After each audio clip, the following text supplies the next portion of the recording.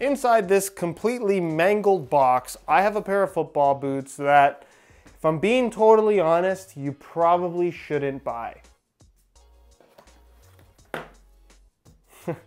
For the record, the box is not supposed to do that. And the boots I'm talking about are, of course, the Adidas Predator Freak.3 Laceless, a $100 laceless takedown model, the replacement for the Predator 20.3 Laceless, another football boot that I didn't care for. And while this does make some very slight improvements, the end result is still a product that is kind of shocking. And it seems like whenever I make reviews like this, there's a tremendous amount of hate in the comment section, typically from people that already have the boots and really like them and completely disagree with my opinion, which is fair, but just because you like a product does not make it objectively good, certainly not in comparison to other boots you could buy for the same amount of money, or in this case, for less, that would be significantly better. You just haven't tried them yet, so you don't necessarily know. And that's really the point of reviews in the first place. If everything was 10 out of 10 amazing, like the brands would suggest it is, then there would be no point in me making a review, and there would be certainly no point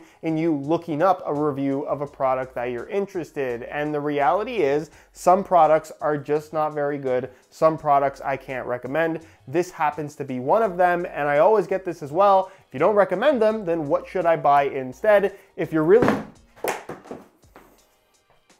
I don't think I've ever done that before. If you were really interested in this football boot, I would recommend A, spending $20 less on the laced Predator Freak.3, or B, spending $30 more and getting the very good Predator Freak.2 with actual demon skin spikes, rather than this kind of abomination of a laceless boot, if I'm being honest. So with that said, if you want to learn why I don't think these are very good football boots, including how they fit and feel, which is a big reason why I don't think they're very good football boots, please stick around, watch the entire review, and if for some reason you are still interested in a pair of these, you can get them below the normal retail price by clicking the little pop-up in the corner of the screen, or the first link down below. That's going to take you to the review page on my website, where you'll be able to pick these up below their normal $100 retail price. Really quickly, if you guys appreciate the honest reviews and want to see more videos of takedown models on the channel, please don't forget to support this one with a like. And I've also noticed a lot of you guys who watch these videos aren't subscribed to the channel. If that's you, it would mean a lot to me if you could hit that subscribe button along with the little bell notification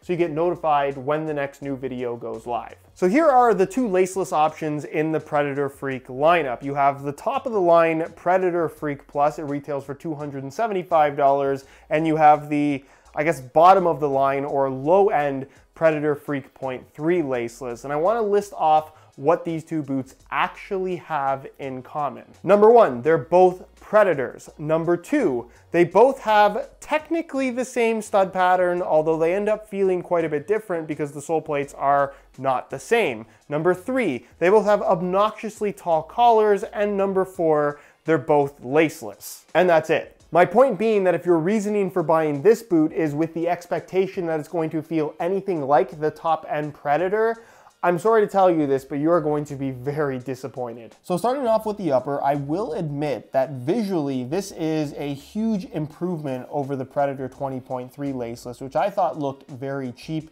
This is visually much more premium. Unfortunately, the fit and feel on feet does not come anywhere near that premium look that the boot has. Now, the upper is a typical mesh-based synthetic, very similar to the previous model. It's got decent flexibility to it. It feels decently soft. It's really nothing that I would say is a huge negative. It's kind of typical of what you're going to find from a lot of football boots at this price point. It's paired with all of these neon yellow, I guess, pointy things that are scattered across the entire boot that is called Demon Scale. This is a carryover technology, if you want to call it that, where instead of demon skin spikes, which are physical rubber spikes glued to the surface of the upper that you're going to find on the 0.2, 0.1, and plus versions of the Predator Freak, this is instead just a graphic printed on the surface that they are pretending is an actual technology, where in reality it does absolutely nothing at all. There is some minimal texturing to this when you run your finger along it. On the ball though, there is pretty much no added grip whatsoever, and that really is the defining characteristic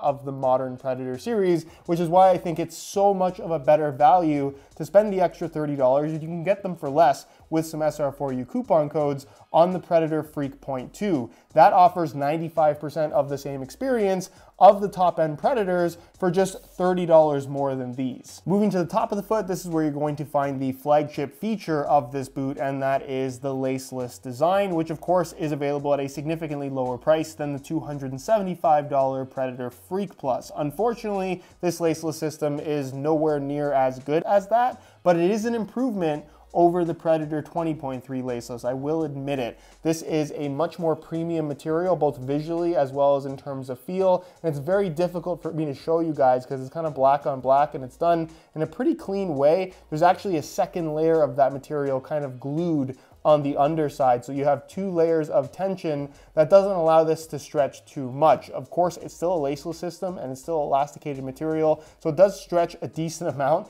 when you actually bend your foot and apply pressure to this area, which is inevitably going to happen once you start moving around. But from a lockdown perspective, that is not the major issue here. The issue comes in the heel, which we'll talk about more significantly during the on-feet portion of the video. And if you just feel around the back, it has an internal plastic heel counter. Doesn't feel abnormal at all. But when you put your foot in here, it's almost like they weren't designed for human feet. The shape and just shallowness of this heel counter is pretty unbelievable, where not only is it uncomfortable in comparison to any other football boot that I've tried at this price point, it just makes the lockdown atrocious. The boot feels like it is not secure on your feet. It's like your heels are going to fly out at any moment. I'm not going to say that it's unwearable because I know there's going to be plenty of people that will buy these and think that they fit and feel fantastic. But the reality is literally any other takedown model at this price point, even at lower price points, are going to fit better and offer better lockdown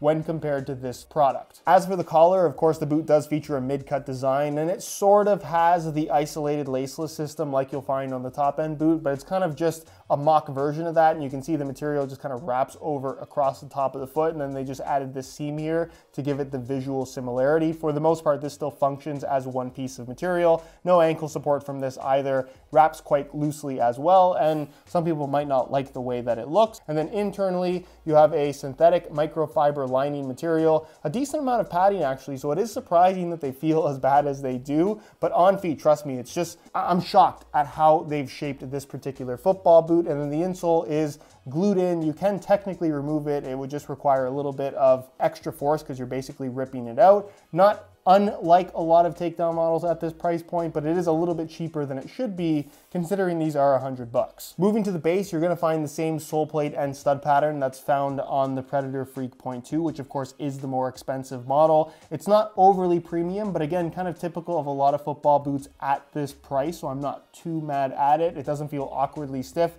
like some past Adidas takedown model sole plates have felt. And as far as the stud pattern is concerned, it's more or less the same layout across the entire Predator line. The top end models have slightly longer studs, at least based on how it looks. It's difficult to feel a difference though. And the layout is pretty much the same layout we've been seeing from the Adi brand basically for the last decade. So if you've worn an Adidas boot as of late, you more or less know what to expect here. And then there's the weight, where unsurprisingly, they are pretty average in this category. In a size 9.5 US, you can see that the Predator Freak.3 Laceless weighs in at 8.8 ounces, the equivalent of 250 grams exactly, which is actually not too far off the top-end Predator Freak Plus, if that's the boot we're comparing it to. It's actually lighter than the Predator Freak.2 for whatever reason, but it's one of those football boots where I don't think the weight is going to be the issue you're going to have with them. So here are the Laceless Freak.3s on feet, paired with some royal blue pure grip socks, which for those that don't know is my own brand of grip socks that do help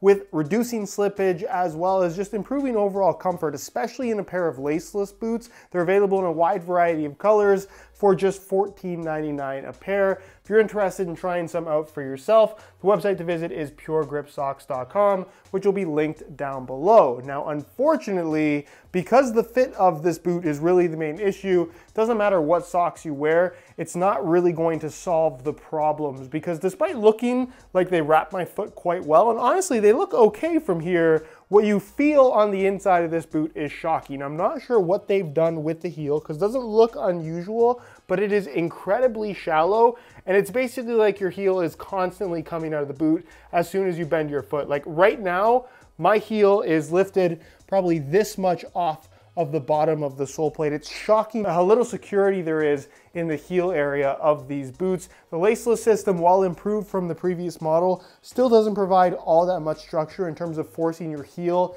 into the back of the boot. And really, that is the main reason why I cannot recommend these. They just don't fit well. They don't feel secure. They're borderline unsafe, I would say. Not unwearable by any means, but certainly not what you, I guess, would expect from a $100 football boot. As far as fit is concerned, it is a more straight up and down fit in terms of the width of the boot when compared to the more high-end model. So there's a little bit more width through the midfoot especially, but I definitely would not recommend these for somebody with wider feet. Laceless boots in general can be a little bit tricky, but they should fit most people. And then as far as sizing is concerned, I'm wearing these in my usual size 9.5 US, and the fit and the length is perfect. I know a lot of people, whenever I say a laceless boot doesn't fit well, they always suggest to go down in size. I could not wear a size 9. My toe is literally right at the end of this boot. It's not a sizing issue, it's just the way that it was designed and shaped, especially through the heel. Nonetheless, if you are interested in getting a pair, I would recommend going true to size. So to conclude this video, I think I've made myself pretty clear. This is not a pair of football boots that I can recommend.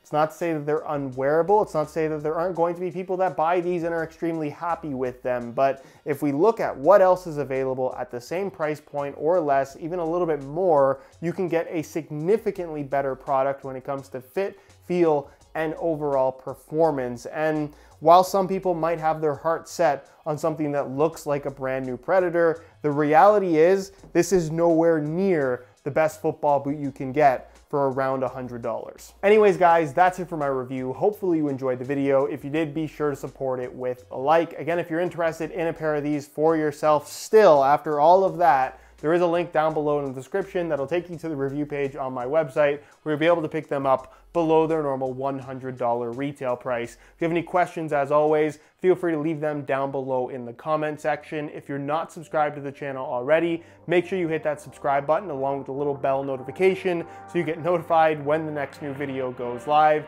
You can find all my social media information linked down below in the description as well. And other than that, guys, thank you so much for watching, and we'll see you in the next one.